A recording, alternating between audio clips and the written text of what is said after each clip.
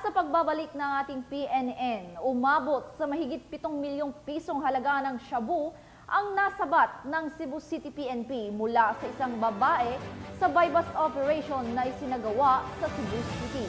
Patrolwoman Nikia Cañedo, ibalita mo.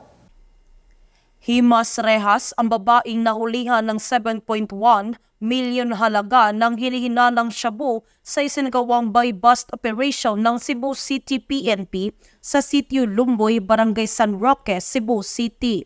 Kinilala ni Police Major Lindbert Castigador Yango, Station Commander ng Police Station 3, Cebu City Police Office, ang high-value individual na suspect na si Farah, 48 anyos at residente ng 242N Stockton Village, Barangay Punta Princesa, Cebu City.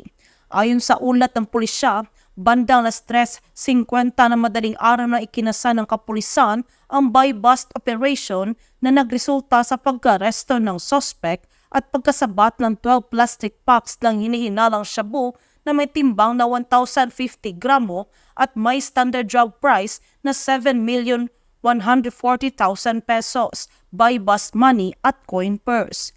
Ang matagumpay na operasyon ay bunga ng pinagsanib pwersa ng Police Station 3 at Regional Intelligence Division 7.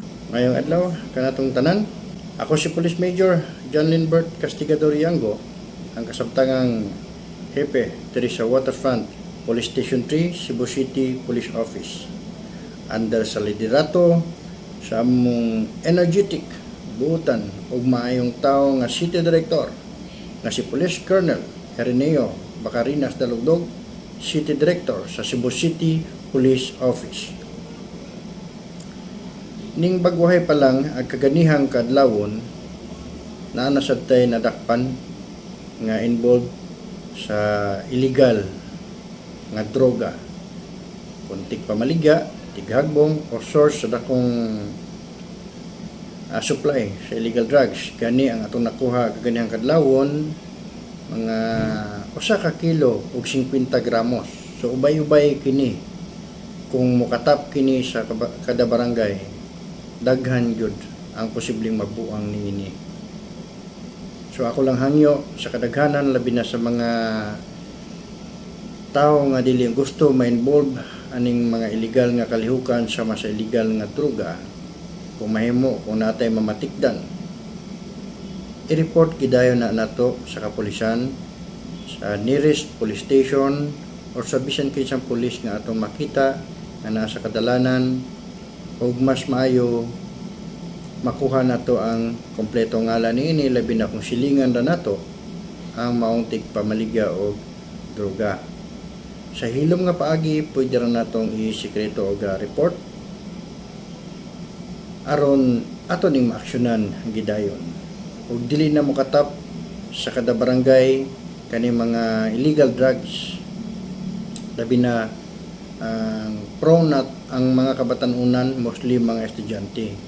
So dili ta makadawat or dili ta makaako siguro tan-aw sa atong silingan nga nabuang tungod sa illegal nga droga. So magkinahanglan mi sa inyong tabang kamo nga na mismo sa komunidad. Magtinabangay ta, e kami mubuhat mi sa among trabaho aron pagsikop o pagdakop ining mga tao nga involved sa illegal drugs. Daghang salamat o maayong buntag kanatong tanan. Nagbigay naman ng mensahe si Police Colonel Erneo B. Dalugdog, City Director ng Cebu City Police Office. Congratulations sa ating mga kapulisan sa Cebu City Police Office sa kanilang puspusang kampanya laban sa illegal na droga.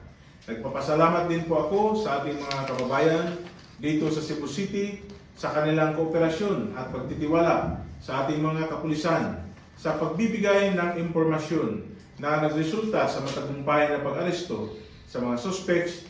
Muli, maraming salamat at magandang araw sa ating lahat.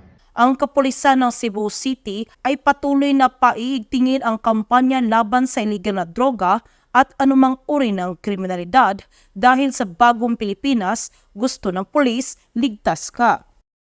Mula dito sa Cebu City, ako yung Police News Network Correspondent, Patrolwoman Nikia Cañedo, alagad ng batas, tagataguyod ng balitang pulis. Maraming salamat, Patrolwoman Cañedo.